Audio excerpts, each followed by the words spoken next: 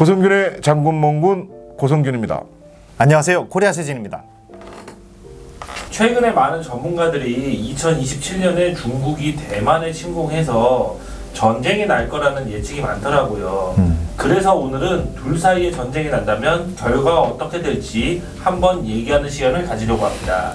자, 두 분 화면이 뜰 텐데요. 화면을 선택해 주세요.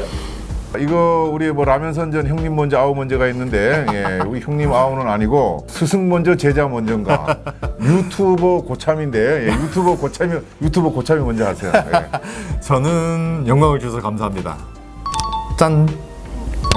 그럼 뭐 저는 자동으로 저는 중국이 나왔습니다. 저는 대만이 됐는데 이거에서 뭐 자기가 싫어하는 국가가 뭐 걸렸다 하더라도 변호사처럼 변호를 열심히 해야 되겠죠. 네.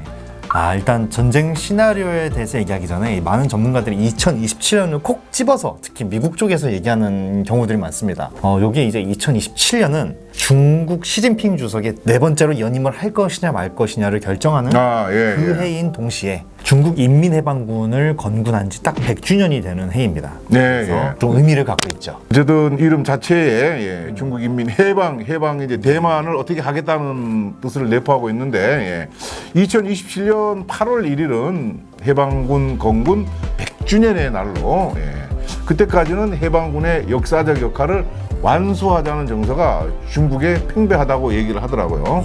이 중국이 대만을 점령하려면 필연적으로 그 대만 해협을 타이완 스트레이트 여기를 건너야 되기 때문에 해군 전력이 굉장히 중요할 것 같습니다.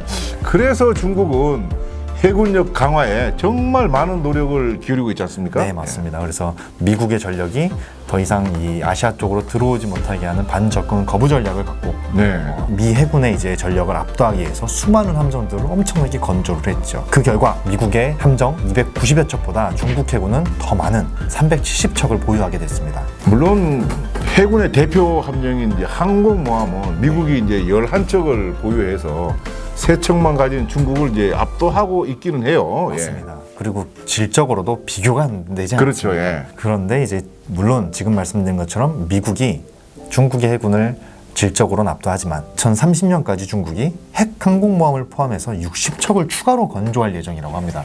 미국과의 격차가 계속해서 줄어들 수밖에 없는 흐름에 있습니다. 미국 CSIS에서 작년에 낸 보고서를 보면은 중국이 대만을 향후 3년 안에 침공했을 때 벌어질 워게임 시나리오를 쭉 분석한 것이 있죠. 보고서의 결론부터 말하자면 딱 한 개의 시나리오를 제외하고는 중국이 대만 점령에 성공하는 시나리오가 거의 없습니다. 즉 실패를 하게 된다. 지금 중국 편 아니에요? 중국입니다. 중국 입장이 상당히 불리할 것 같은데 자신 있나요? 자신 있게 해보겠습니다. 자신 있습니다. 오케이. 이제 본격적으로 중국 대만 전쟁 시나리오를 볼 건데요. 대만은 중국에 끝까지 저항하고 미국은 전력을 다해 대만을 지원한다는 기본 전제를 깔고 들어가겠습니다. 중국 대만 전쟁 시나리오를 보면 대만 해군은 어떤 경우를 보더라도 항상 전멸하게 돼 있습니다. 대만 해군력만으로는 중국의 공격을 바다에서 막는 것은 현실적으로 어렵죠. 대만 해협의 폭이 이 직선 거리로 따지면 한 서울에서 대전 사이 거리밖에 안 됩니다. 그래서 대만 해군 전력이 상상 이상으로 약하고 우리가 생각하는 것보다 그리고 중국 해군이 물량으로 대규모로 밀어붙일 것이 확실하기 때문에 미국의 지원이 오기 전에 중국 공군과 해군 부대가 이미 타이완 섬을 포위할 것입니다. 하지만 이제 해상을 포위하는 것하고 대만 섬의 상륙에 성공하는 것은 차이가 클 수도 있죠. 네, 맞습니다. 이 대만의 수도 지금 타이페이가 대만의 북쪽에 있지 않습니까? 그렇기 때문에 대만군 전체 병력의 한 절반 정도가 섬의 북쪽에 주둔을 하고 있습니다. 그래서 중국의 상륙군은 아마 이 방어력이 약한 남쪽으로 상륙을 하게 될 것입니다. 설상가상 중국군이 대만 남쪽에 상륙한다고 해도 대만 육군이 잘 버티는 동안에 주일 미군기지나 괌에서 출발한 미국 함대가 지원하러 올 거 아닙니까? 그런데 만약에 지원하게 오게 된다면 중국이 가진 수많은 그 대함 미사일과 이 방공망이 과연 이걸 가만둘 것이냐.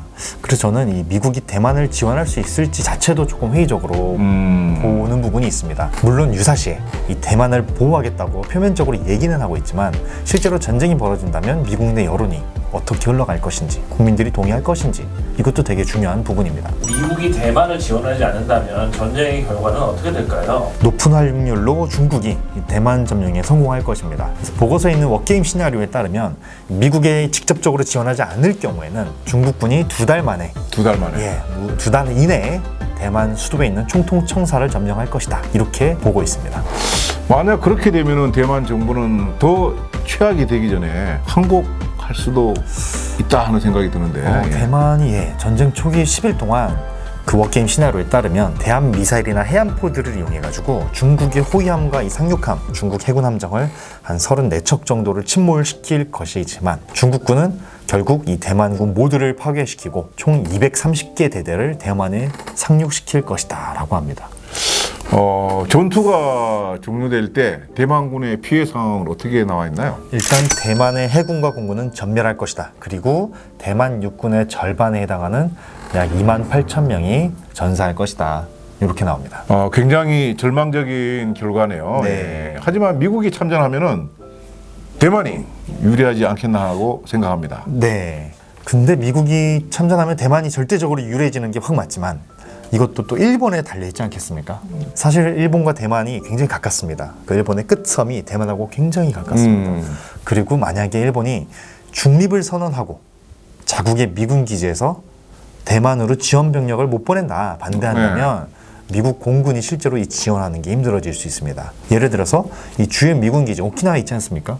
F-35를 보낼 때 항속거리가 한 2,200km 정도가 되는데 대만까지의 거리가 2,000km입니다. 즉 뜬다고 해도 그러니까는 일본에서 전투기가 뜬다고 해도 대만까지 절반만 갔다가 다시 이제 돌아와야 된다는 거죠. 즉 갈 수가 없는 거죠. 여기서 이제 그 뭐랄까 공중급유기가 뜬다면 공중전이야 가능하겠지만 아마 이 공중급유까지 보호하면서 하기에는 여력이 좀 딸리지 않겠습니까? 그래서 이렇게 대만군은 공중전력이 굉장히 열세인 상황에서 대만섬 대부분을 중국군에게 잃을 것이다. 그래서 한 3주 정도 지나고 2척의 항공모함을 포함한 한 40여 척의 미국 함대가 대만에 오더라도 이미 대만을 중국군이 점령한 상태이기 때문에 이 미국 함대조차도 굉장히 많이 파괴될 것이다. 이런 시나리오입니다.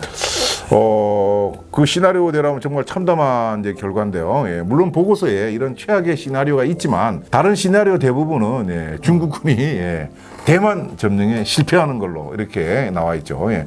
그래서 미국과 대만의 대함 공격에 중국 상륙 함대의 최소 90%가 파괴된다고 나와 있어요. 예. 전멸당하는 건 아닙니까? 이 중국의 방공망은 우리가 일반적으로 알고 있는 것보다 훨씬 강력하다고 합니다. 많은 사람들이 이 중국에 이지스함이 없다라고 알고 있는데 반은 맞고 반은 틀리다고 합니다. 그래요? 나는 없다고 알고 있는데. 우리가 아는 이지스함이 이제 미국 해군이 개발한 그 이지스 전투 체계를 탑재한 구축함이지 않습니까? 그런데 중국은 당연히 이걸 탑재할 수 없으니 자체적으로 시스템을 만들었습니다. 그래서 이지스함과 유사한 기능을 하는 052D급 구축함을 만들었고 이게 이미 25척이나 있고 여기에 12척을 또 이지스와 비슷한 체계를 탑재할 예정이라고 합니다. 이제 시나리오가 거의 마무리되어 가는 것 같은데 마지막 한마디로 서로를 설득해 주세요. 네, 중국 공산당 지도부들은 한 국방개혁을 한 몇 년 전부터 강하게 밀어붙이고 있습니다. 그래서 현재 350개 수준인 핵무기를 4자릿수 1000개 이상으로 늘리겠다라는 계획을 갖고 있고 핵항모, 또 핵폭격기, 이지스급 구축함, 5세대 스텔스 전투기 등을 공장에서 완전히 찍어내고 있습니다. 특히 이제 가장 미국의 위협이 되는 건 이 어마어마한 속도로 항공모함을 산산조각 낼 수 있는 둥펑 대함 탄도미사일입니다. 지금까지 중국 해군의 잠수함의 활동 반경이 한 1000km 정도만 신경 쓰면 됐었는데 이제는 이 둥펑 21 대함 미사일까지 3000km 정도의 사거리까지 떨어져가지고 미군이 작전할 수밖에 없습니다. 그래서 중국이 이길 거다.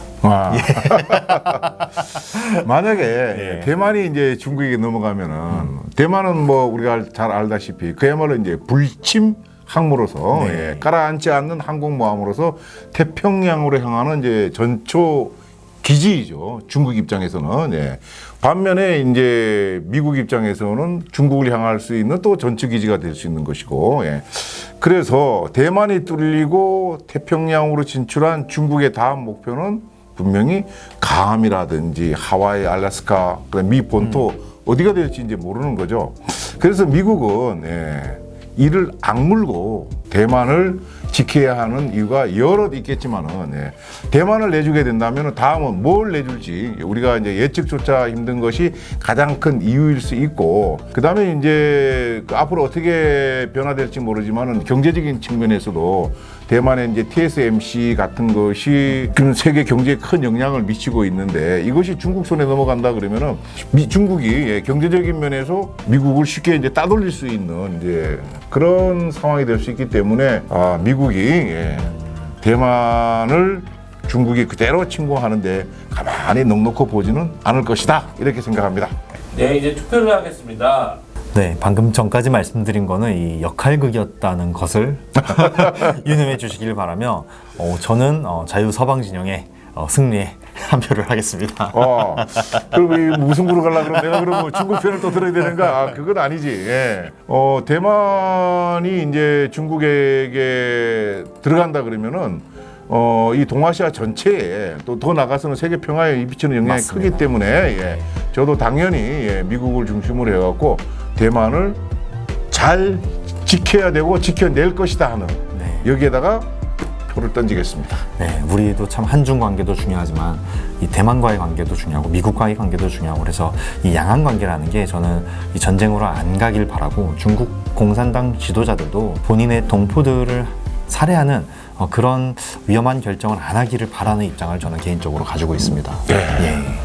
그럼에도 불구하고 중국이 무슨 생각을 하고 있는지 우리가 예의주시해야 될 것 같습니다. 맞습니다. 지피지기 백전불태를 해야겠습니다.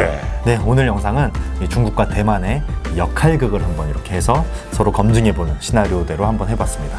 네, 세계 평화를 꿈꾸는 이게 안 보여. 지피지기 백전불태를 결론으로 찍으면서 오늘 영상은 여기에서 마무리 짓겠습니다. 시청해주셔서 감사합니다. 고맙습니다.